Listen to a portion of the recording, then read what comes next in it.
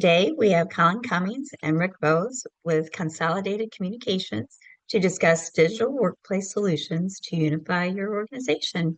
Welcome. Thank you. Happy to be here. All right, so we'll go ahead and get going here. So my name is Colin Cummings. I'm a senior channel manager here at Consolidated Communications, and I am happy to support Claris TDM from a consolidated perspective. And I will let Rick do a quick introduction of himself as well. Hello, everybody. I'm Rick Bose out here in California, and I am a channel sales engineer. So I support our channel managers across the nation, like Colin, and I'm here to provide some technical background and some, answer any questions that you guys might have specific to any solutions we discussed today. Great, and with that, we will dive right in.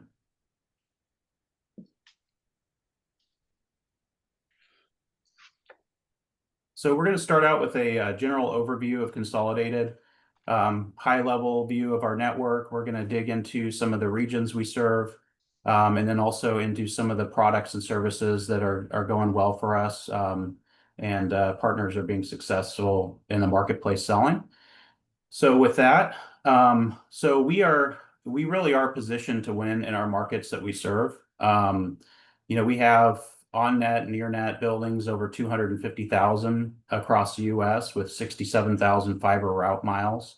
So we've got a pretty expansive network. And then our data center connectivity. So we're in 155 data centers across the U.S. and near-net to about 145. So that's a big initiative for Consolidated. We're looking at lighting additional data centers, and really getting aggressive with the data center to data center connectivity and different options we have there for wavelengths and DIA and what have you. Another big solution for us that we released to the channel world last year is our MDU fiber internet product. So we've got 40,000 on-net and near-net MDUs. So we're talking about apartment complexes, condominiums, things of that nature. And now we're selling through the channel bulk internet to property owners, and we will dive into that a little later. And then we also have some unique routes. So we have some fiber routes and markets that are very unique and redundant. And so we want to kind of overview those as well and give you an idea of what those routes look like.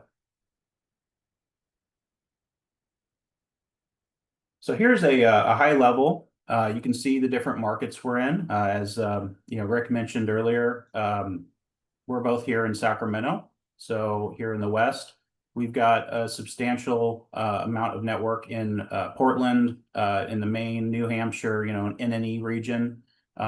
Also a lot of network in the North, and you can see in Illinois, Pennsylvania, and then also down to the southern area of Florida, and then a pretty extensive network in eastern Texas.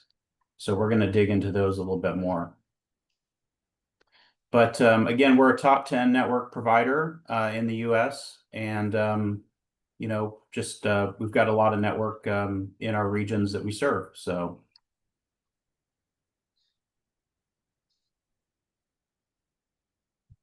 we have we try to empower our partners as much as we can. I know everyone seems to use different tools. We do have an option for ConnectBase. We have an API integration to ConnectBase. So if anyone needs additional tools to search for Consolidated network, whether it's on net, near net, just have an overview of our fiber network, we're all in ConnectBase and get you a login for that. But we just try to make things as easy as possible here as far as quoting and providing the information you need to get back to your clients.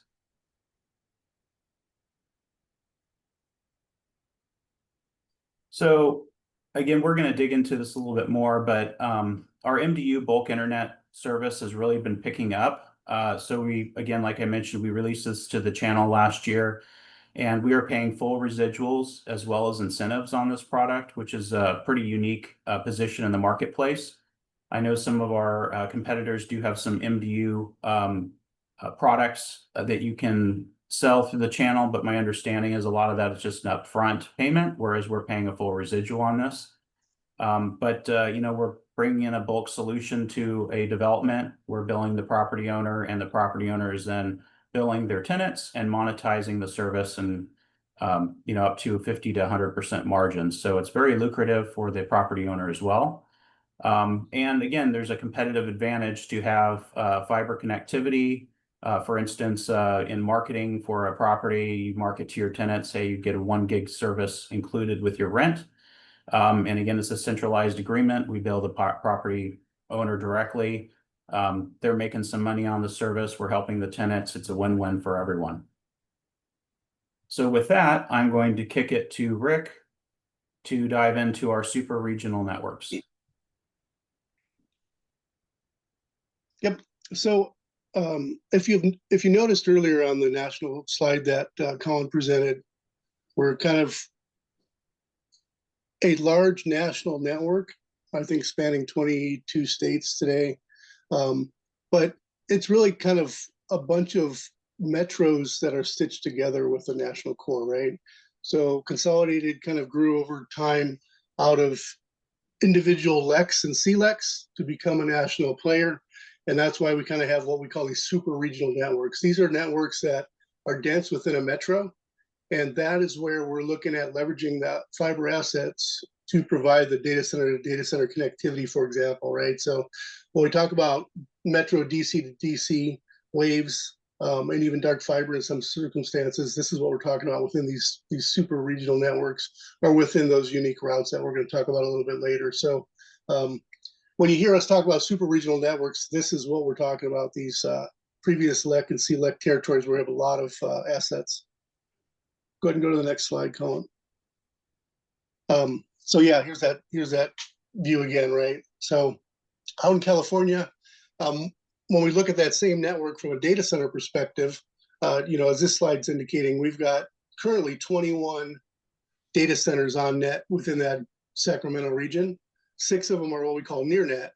We talk a lot about near net, maybe not in this presentation specifically, but what we're looking at doing now is kind of growing our network out from those existing assets. So if you guys get an opportunity for maybe an enterprise customer that's looking to connect to a data center, or maybe they've got 2 data center locations that they need to interconnect within one of these regions, that's where we want to talk to you about those data centers, even if they're not on net today with us, because we have capital to go out and build into those data centers, right? So we can kind of help offset some of those, some of that build cost if it makes financial sense for both parties. But as you can see, we're pretty dense in certain areas. Obviously, NNE, like Colin mentioned, quite a bit up there. Down in Texas, and then in the North region, Minneapolis, those areas, and then out in California. Go ahead and drop to the next slide. And then when we talk about unique routes, this is what we're referring to. So last year, our leadership got together and said, "Hey, look, we want to invest some capital. What makes sense?" So we started looking at these unique routes. So we've got enterprise or maybe government customers that are looking for diversity. They're looking for triversity, even maybe like multiple diverse paths between data centers or metros.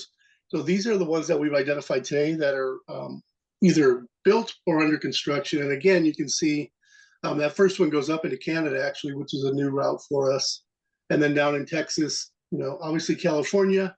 I will share, we're also in the process now of looking at a route over to San Jose for those data centers that are over in that area. And then, of course, Chicago, Minnesota, and Iowa, which, interestingly enough, there's a lot of activity in Iowa for data centers. I think a lot of these are being driven by power infrastructure being built or existing.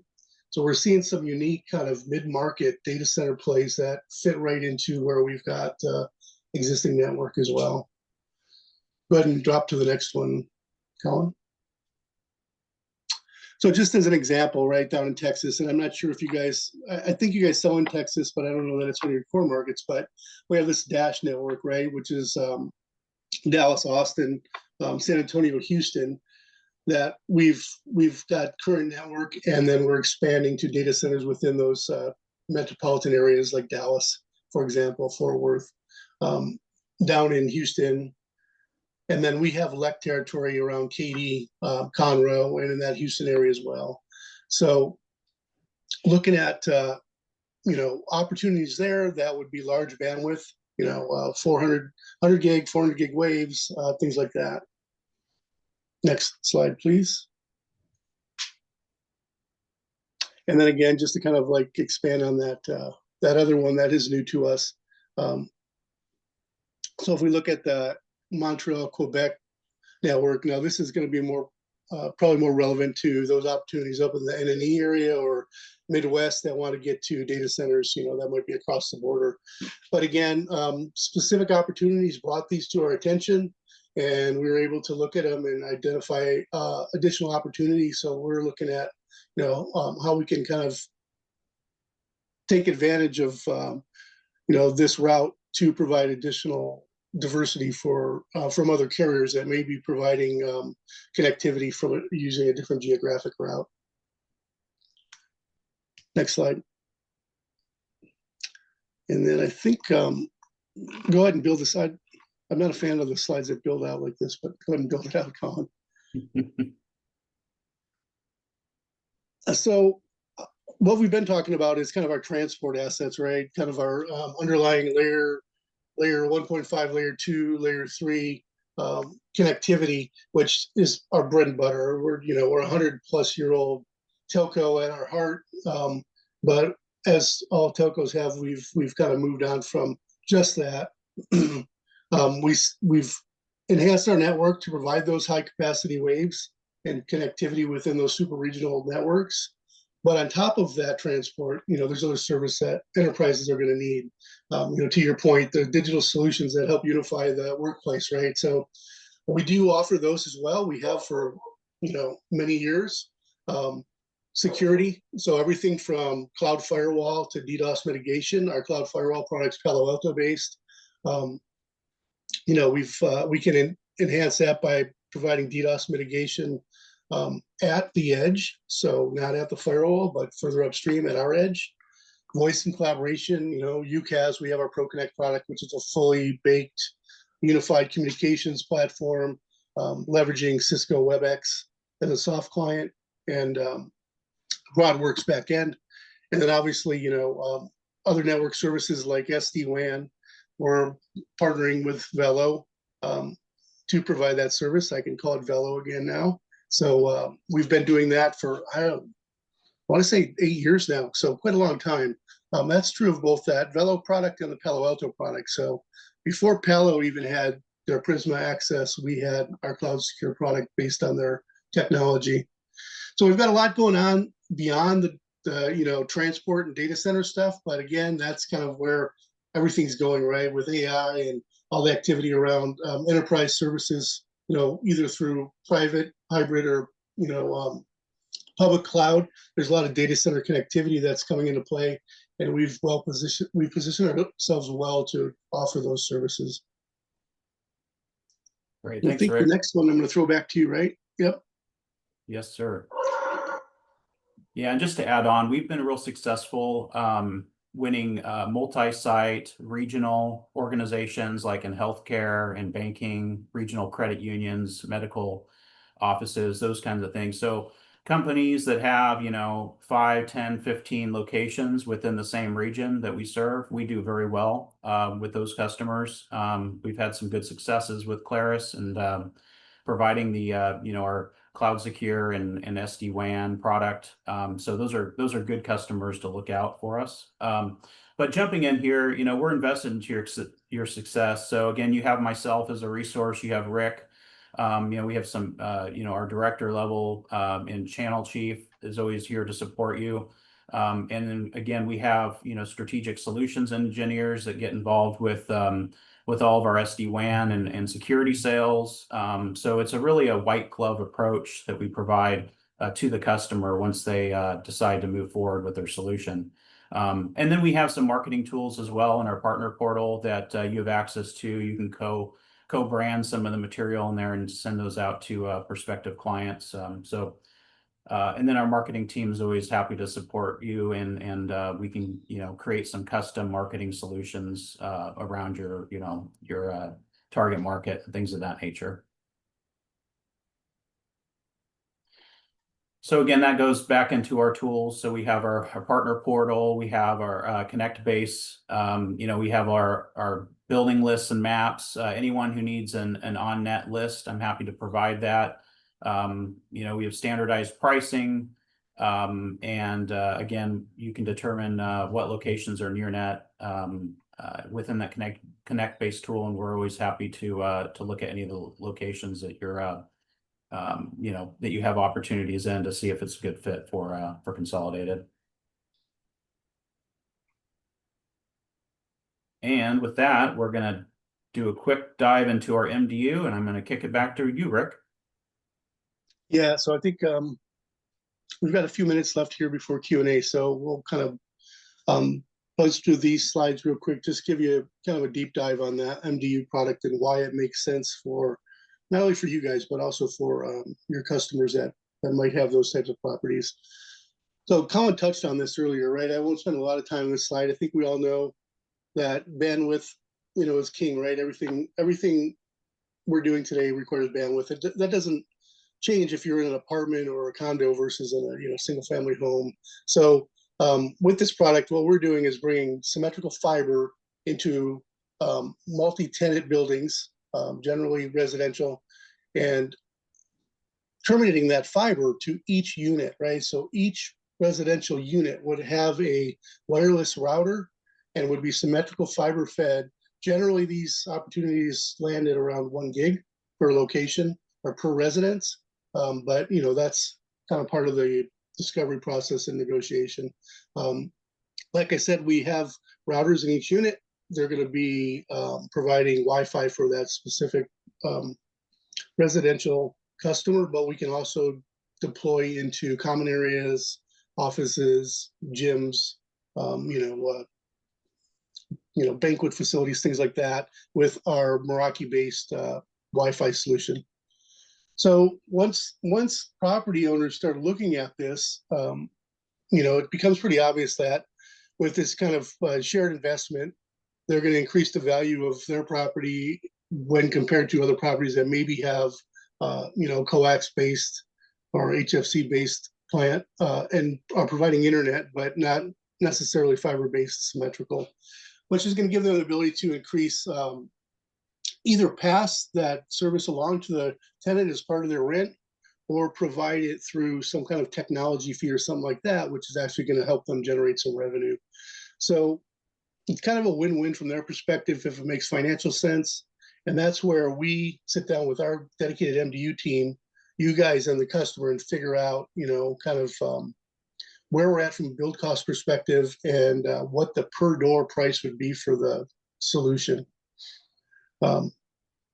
So yeah, we can go through this one. We kind of covered that.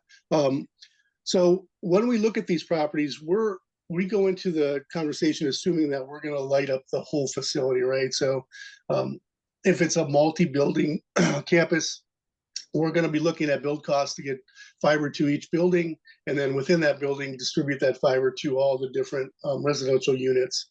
And this kind of shows you, what we've done in the past and kind of what that looks like, depending on how many units, the density of those units. I mean, we've looked at, small 4-unit structures all the way up to high-rise, residential buildings in a metro area. So each one's going to be unique, and that's why we pull in our dedicated MDU team to kind of go through that with us. Go ahead and move on. Inside the units, it's the same story, right? We're looking at pulling fiber to the unit, terminating that to a wall plate, and then putting our GPON equipment and router in there, right? So there's going to be an ONT, which is going to terminate the fiber, and then it's going to plug into a router. So again, intent is pull fiber, put in our equipment, provide end-to-end support for that through our customer service channels. Customers are treated just like their individual customers, so they can call directly in for customer support. But the differentiator here is they're not paying the bill, the property owner is, right? Um, so from a customer service perspective, it's the model that we're all used to. From a revenue or billing perspective, we're billing one entity, which would be the property owner or manager. So that's kind of like a very quick overview of that. If you guys get those types of opportunities, feel free to reach out to Colin, and we can have specific conversations around what that product set looks like and where we're seeing success in winning those opportunities. It's everything from small, like I said, small residential units all the way up to, I think the last one we won was a medical school dorm setting, right? So there's a lot of different variations of what that looks like. I think we're pressing on time, Colin. So this is just kind of again, an overview of those networks in Texas. And I don't know, Colin, if you had conversations with some folks on the call that they were looking at these territories, but this will give you more of and you guys will get this deck, but this will give you more of a kind of a deeper dive into what those sections of the Texas territory look like and what areas we're covering specifically to data centers. Right. Thanks, Rick. Yeah, I just wanted to kind of show where we're at in Texas. I've had some requests come through with Texas, so I figured we would just kind of highlight that area, but appreciate it. Well, that's pretty much a wrap. We'll just finish it here with our partner incentives that are good through the remainder of the year. So we are paying a 3x on MDU as well. So any MDU opportunities you bring to us, again, we're doing a 3x on that, all 3-year terms. And then we have incentives based on the MRC. So starting at, for other products and services, starting at 1K MRC, you get a 1x, and that goes all the way up to a 5x MRC incentive. So it can get real lucrative on top of our full residual we provide. So with that, we appreciate your time. Thank you very much for having us, and happy to answer any questions that come up.